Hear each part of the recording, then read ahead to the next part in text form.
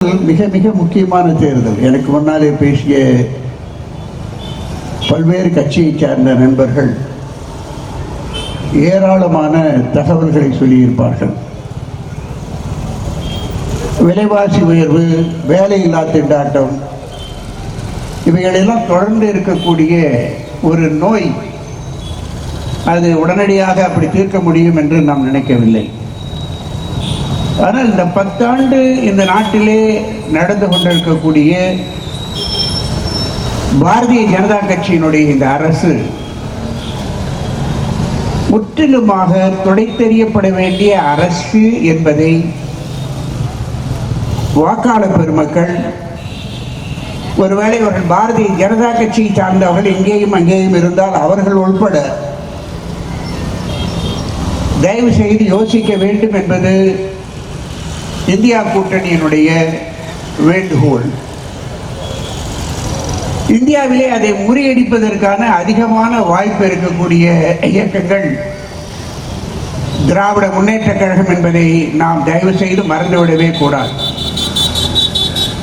இந்த தொகுதியினுடைய வெற்றியோ, தமிழகத்திலே 40 தொகுதிகளுடைய வெற்றி என்பது இந்திய அரசியலிலே ஒரு மாற்றத்தை ஏற்படுத்தும்.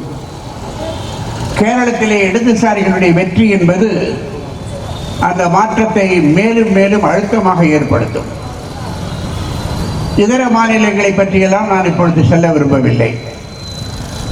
கிடைக்கக்கூடிய தகவல்கள், வடநாட்டிலே பிஜேபியினுடைய சரிவு துவங்கி இருக்கிறது. பிஜேபி வெற்றி பெறுவதற்கான வாய்ப்பு கடந்த காலத்தை விட சுருங்கி இருக்கிறது. இந்தியா கூட்டணியுடைய வெற்றிக்கான வாய்ப்பு பரவலாக மக்களால் ஏற்றுக்கொள்ளப்பட்டு வருகிறது என்பதுதான் இப்பொழுது கிடைக்கக்கூடிய தகவல். இது வரக்கூடிய காலங்களிலே மேலும் உறுதியாகும். கிட்டத்தட்ட இந்தியாவிலிருந்து இந்த ஆண்டு முழுவதும் நீங்கள் எடுத்தீர்கள் என்று சொன்னால் ஒரு 55 நாடுகளிலே தேர்தல் நடக்க இருக்கிறது. அதுல ஒரு மிகப்பெரிய நாடு, ஜனநாயக நாடு இந்தியா. கடைசியாக நடக்க போறது அடுத்த ஆண்டு ஜனவரி மாதம் 25ஆம் தேதி அமெரிக்க தேர்தல். தொடர்ச்சியாகவே தேர்தல் நடந்து கொள்ளக்கூடிய காலம் இது. உலகம் முழுவதுமே வலதுசாரி போக்கை நோக்கி செல்கிற நேரத்தில் நம்முடைய நாட்டிலும் அந்த வலதுசாரி போக்கு என்பது ஆழமாக காலூன்ற முயற்சித்துக் கொண்டிருக்கக்கூடிய ஒரு சூழ்நிலையில் நாம் இருக்கிறோம். அது தமிழகத்திலே அல்லது தென்னகத்திலே எப்பொழுதுமே வலதுசாரி போக்கு அனுமதிக்கப்பட்டதே கிடையாது. ஜனநாயகத்துக்கு ஆபத்து ஏற்படுகிற நேரத்திலே குரல் கொடுத்த முக்கியமான இந்தியாவுடைய கட்சி திராவிட முன்னேற்ற கழகமும் டாக்டர் கலைஞர் அவர்களும் என்பதை நான் இங்கே சுட்டி காட்டுவது என்பது மிக மிக முக்கியம் என்று நான் நினைக்கின்றேன். இங்கே இருக்கக்கூடிய பல திராவிட முன்னேற்ற கழக நண்பர்கள், என்னுடைய வயதை ஒட்டியவர்கள், அவருடன் பழகி இருப்பீர்கள். அவசர காலத்தில் அவர் எடுத்த அந்த முடிவு இருக்கிறது, இந்தியாவின் ஜனநாயகத்தை பாதுகாப்பதற்கு மிக மிகவும் உதவியது என்பதை நாம் இப்பொழுது நினைத்து பார்க்க வேண்டும் என்று நான் சுட்டிக்காட்ட விரும்புகின்றேன்.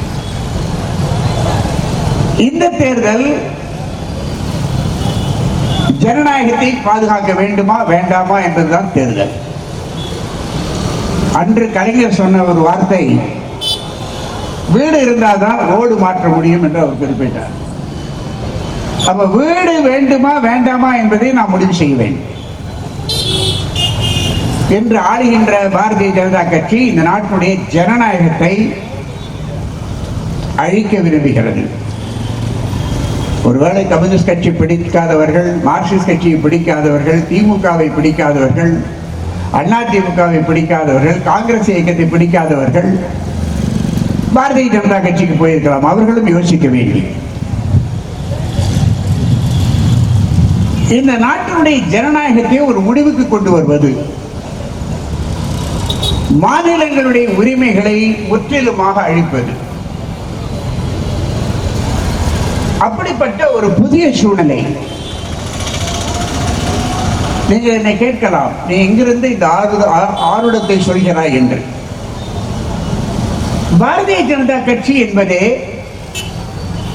ராஷ்டிரிய சுயம் சேவக் என்று சொல்லக்கூடிய ஒரு பாசிச இயக்கத்தினுடைய அரசியல் பிரிவு என்பதை நாம் மனதில் வைக்க வேண்டும். அது திமுகவை போன்றோ, காங்கிரஸை போன்றோ, மறுமலர்ச்சி திமுகவை போன்றோ, கம்யூனிஸ்ட் கட்சிகளை போன்றோ ஒரு கட்சி அல்ல. ஏராளமானவர்கள் இந்த கட்சியிலிருந்து விலகி விலகி விலகி பிஜேபிக்கு செல்கிறார்கள் என்பதை என்னுடைய நண்பர் ஒருவர் என்னிடம் கேட்டார். அதனுடைய நோக்கம் எல்லா கட்சிகளையுமே சுருக்கி அழிப்பது என்பதை பாரதிய ஜனதா கட்சி செய்து கொண்டிருக்கிறது. எல்லா இயக்கத்தையுமே அழிப்பதின் மூலமாக இந்த நாட்டிலே ஒரு கட்சி ஆட்சியை கொண்டு வருவது, ஒரு நாடு ஒரு மதம் என்கிற ஆட்சியை கொண்டு வருவது, இப்படிப்பட்ட ஒரு சூழ்நிலையை நோக்கி செல்கிறது. அதற்கு ஒரு தத்துவார்த்த பின்னணி இருப்பது என்பது RSS இயக்கத்தினுடைய தத்துவம் தான். RSS இயக்கத்தினுடைய ஆவணங்களை நீங்கள் தயவு செய்து படிக்க முடியும் என்று சொன்னால், அவர்கள் இந்த நாட்டினுடைய அரசியல் சட்டத்தை எப்பொழுதுமே ஏற்றுக்கொண்டது கிடையாது. மனு நீதிதான் இந்த நாட்டுடைய அரசியல் சட்டமாக இருக்க வேண்டும் என்று வாதிட்டவர்கள், இன்றும் வாதித்துக் கொண்டிருக்கிறவர்கள். திராவிட இயக்கத்தை சார்ந்தவர்களுக்கு மனு தர்மத்தை பற்றியோ மனு நீதியை பற்றியோ நான் ஒன்றும் வகுப்பெடுக்க வேண்டிய அவசியம் கிடையாது. ஆனால் இதுவரை பேசுகிறது வேறு, இனி உங்களுடைய வாசலை அது கதவை தட்டி கொண்டிருக்கிறது. இந்த தேர்தல் இந்த நாட்டுடைய ஜனநாயகம் தேவையா இல்லையா? மாநிலங்களுடைய அதிகாரங்கள் ஏற்கனவே சுருங்கி இருக்கிறது.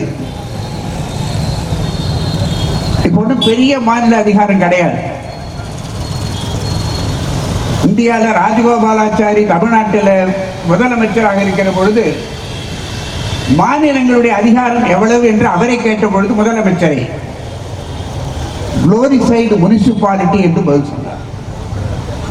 ஒரு விரிவாக்கப்பட்ட முனிசிபாலிட்டிக்கு இருக்கக்கூடிய அதிகாரம் தான் முதலமைச்சர் என்கிற முறையில் என்னிடம் இருக்கிறது என்று ராஜகோபாலாச்சாரி சொன்னது.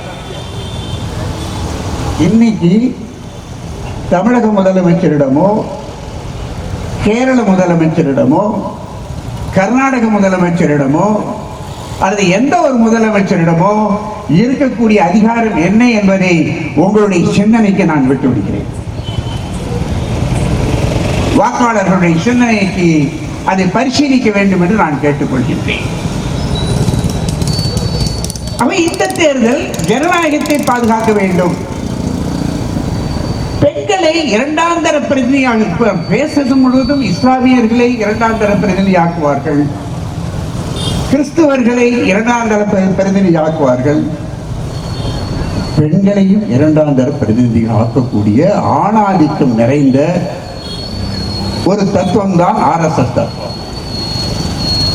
RSS தத்துவம் பெண்களை மதிப்பது கிடையாது. நீங்க RSS தத்துவத்தை மறந்து பாரதிய ஜனதா கட்சி பார்க்கவே கூடாது. அரசியலிலே அக்கறை இருக்கக்கூடியவர்கள் RSS இயக்கம் என்கிற அந்த இயக்கம் ஒரு உடல் முழமுடும் கருநாகத்துக்கு இருக்கக்கூடிய விஷம் இருக்கக்கூடிய ஒன்று. அதுதான் மகாத்மா காந்தியை கொலை செய்தது. மகாத்மா காந்தி கொலை செய்யப்பட்டதனுடைய காரணமே அவர் ஒரு மதச்சார்பற்ற நபர். அவர் இருக்கும் வரை இந்த நாட்டிலே நாம் வளர முடியாது என்கிற காரணத்தினால் அவர் கொலை செய்யப்பட்டார். இன்று இந்த தேர்தலிலே வரக்கூடிய மிக முக்கியமான அம்சம் தொகுதி வளர்ச்சி, மாநிலங்களுடைய நிதி ஒதுக்கீடு அதிகப்படுத்துவது, மாநில உரிமைகளை மீட்பது, இவைகள் எல்லாம் முக்கிய பிரதானமான அஜெண்டாவாக வருகிற பொழுது, பொருளாக வருகிற பொழுது, விவாதிக்கப்படுகிற பொழுது எந்த காரணத்தை கொண்டும் மீண்டும் RSS ஆட்சி, பாரதிய ஜனதா கட்சி ஆட்சி வரக்கூடாது. அது வரக்கூடாது என்பது வெறுப்பின் காரணமாக அல்ல. ஒருவேளை இந்தியா கூட்டணி வந்தால் கனிமொழி வேற மத்திய அமைச்சர் ஆகிவிடுவார் என்கிற காரணத்தினால் அல்ல. அது வந்தது என்று சொன்னால் இனி தேர்தல் இல்லை. நேற்று கூட நம்முடைய மரியாதைக்குரிய சிதம்பரம் அவர்கள் இதையே குறிப்பிட்டிருக்கிறார். புதுசா ஒண்ணு கலப்புறாங்க, கச்சத்தீவு விவகாரம். 10 வருஷத்துல கச்சத்தீவை மோடி நினைச்சா பிடிச்சிருக்க முடியாதா? இந்திய ராணுவத்தை அனுப்பி இருக்க முடியாதா? கச்சத்தீவு நம்மிடமிருந்து போனது தவறு என்று மோடி பேசினா புரிஞ்சுக்க முடியும். ஏன்னா அரசியல்வாதி தேர்தலுக்கு தகுந்த மாதிரி பேசுகிறார். அரசியல்வாதி பொய் பேசுவது தவறு கிடையாது. ராமாயணத்தில் பொய் பேசப்படுது, பகவத்கீதை பொய் பேசப்படுது, ஏன் அரசியல் பேசக்கூடாது? ஆனா அரசியல் அதிகாரியாக இருந்த, வெளியுறவு செயலாளராக இருந்த, இன்றைய வெளியுறவு அமைச்சராக இருக்கக்கூடிய ஒருவர் கச்சத்தீவை திராவிட முன்னேற்ற கழகம் தாரை வார்த்து விட்டது. எப்பொழுதுமே நான் இருந்தவரை மாநில அரசை ஆளக்கூடியவர்கள் மத்திய அரசு எடுக்கக்கூடிய முடிவுகளுக்கு எதிர்ப்பு தெரிஞ்சு வழக்கமே கிடையாது. தன்னுடைய கருத்தை பதிவு செய்வார்கள். அதுபடி கலைஞரும் பதிவு செய்தார் என்பதுதான் ஆவணங்களிலே இருக்கக்கூடிய ஒன்று. நாடாளுமன்றத்திலே இது வந்த பொழுது அன்றைய திராவிட முன்னேற்ற கழக நாடாளுமன்ற உறுப்பினர் ஈரா செழியன் இதை கண்டித்து பேசியிருக்கிறார். இப்ப செழியன் இல்லை, ஆனா அதை கண்டித்து அன்னைக்கு பேசியவர் இன்னொருத்தர் உயிரோடு இருக்கிறாரு. அவர் திராவிட முன்னேற்ற கழகத்தில் இல்லை, அரசியலையும் இல்லை. விஐடி விஸ்வநாதன், வேலூர்ல இருக்கக்கூடிய அந்த கல்லூரியினுடைய தாளாளர், கிட்டத்தட்ட 86 வயசு ஆகுது இப்போ அவருக்கு. அவர் இப்பவும் உயிரோடு இருக்கிறார். அவர் பாராளுமன்றத்தில் இது சரியல்ல என்று அன்றைய நாடாளுமன்ற உறுப்பினர் மரியாதைக்குரிய ஈரா செழியனுடன் இணைந்து பேசியவர். இது நாடாளுமன்ற பதிவுகள் இருக்கக்கூடிய விஷயம். ஆனா இதை ரொம்ப லேசா இந்த தேர்தலும் போது அதை அப்படி போடுறாங்கன்னு சொன்னா இதுல ஏதாவது ஒரு வாய்ப்பு கிடைக்குமா என்று அவர்கள் பார்க்கிறார்கள். நான் அவங்க கிட்ட கேட்டுக்கொள்வது,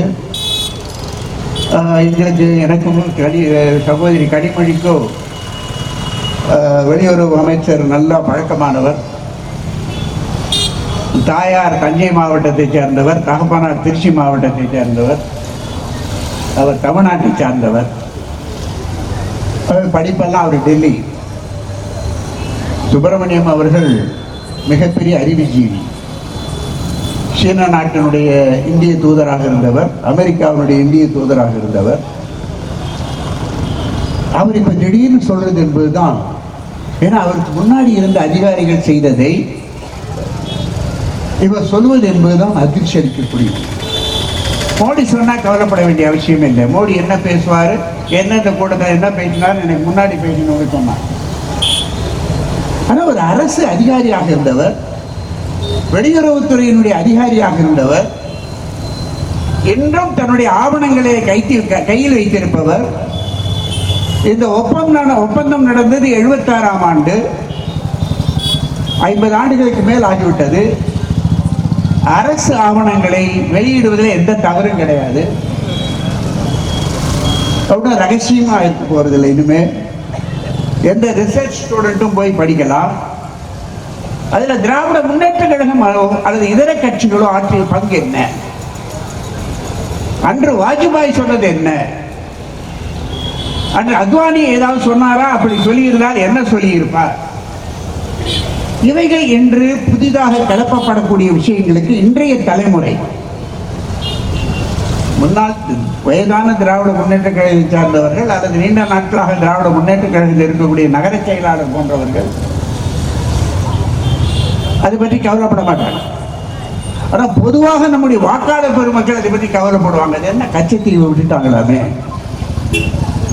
வரலாறு என்ன சொல்லுதுன்னா, சென்னை ராஜதானியில அடக்கமாக ஸ்ரீலங்காவும் இருந்தது ஒரு காலத்துல. வெள்ளக்கார கவர்னர் சென்னை ராஜதானி ஆளுகிற பொழுது இலங்கையும் சேர்த்து தான் ஆண்டான். அதுவும் ஆவணத்துல இருக்கு. அதனால்தான் நம்ம சுப்பிரமணிய சாமி அவர்கள் சொன்னார், இலங்கையை நம்ம சேர்த்துக்கலாம் நம்ம நாட்டோட. சுப்பிரமணிய சாமி இன்னும் தன் ஆர்எஸ்எஸ் தான் சொல்லிக்கிட்டு இருக்கிறார். அதனால மோடியும் நம்முடைய வெளியுறவு அமைச்சரும் சுப்பிரமணிய சாமி கிட்ட தான் பேசணுமே தவிர தமிழ்நாட்டில் வந்து பேசி பிரயோஜனம் இல்லை. ஆக இன்று இந்த அரசு மாற்றப்பட வேண்டும் என்பதில் மார்க்சிஸ்ட் கம்யூனிஸ்ட் கட்சியை பொறுத்தவரை, இந்தியா கூட்டணியை பொறுத்தவரை ஜனநாயகத்தை பாதுகாக்க வேண்டும், பெண்களுக்கான உரிமைகளை பாதுகாக்க வேண்டும், சிறுபான்மையினருடைய உரிமையை பாதுகாக்க வேண்டும் என்பதுதான் அடிப்படையான விஷயம் என்று நான் கருதுகிறேன். இதை கூறுவதற்காகவே நான் வந்தேன் என்று வைத்துக் கொள்ளுங்கள். இதர பிரச்சனைகளை இப்ப பேசுவது என்பது எனக்கு முன்னாலே பேசியிருப்பார்கள் அவர்கள், அதை நான் பேச வேண்டும் என்று நினைக்கவில்லை. சகோதரி கனிமொழி ஒரு சிறந்த நாடாளுமன்ற உறுப்பினர். அவரோட ஒரே அவையில் அவர் பக்கத்திலேயே நான் உட்கார்ந்திருக்கிறேன். எங்களுக்குள்ள முரண்பாடுகளும் வந்திருக்கிறது. அந்த முரண்பாடுகள் என்பது இயற்கையானது. இணைந்து நாங்கள் பணியாற்றி இருக்கிறோம். ஒரே கருத்தை இரண்டு பேரும் பரிமாறிக்கொண்டு பேசி இருக்கிறோம். இந்த தொகுதிக்கு கிடைத்திருக்கக்கூடிய ஒரு நல்ல நாடாளுமன்ற உறுப்பினரை மீண்டும் ஒரு முறை உதயசூரியன் சின்னத்திலே வாக்களித்து அவரை வெற்றி பெற செய்ய வேண்டும் என்று மார்க்சிஸ்ட் கட்சியின் சார்பாக, இந்திய கூட்டணியின் சார்பாக உங்களை எல்லாம் இருகரம் கூப்பி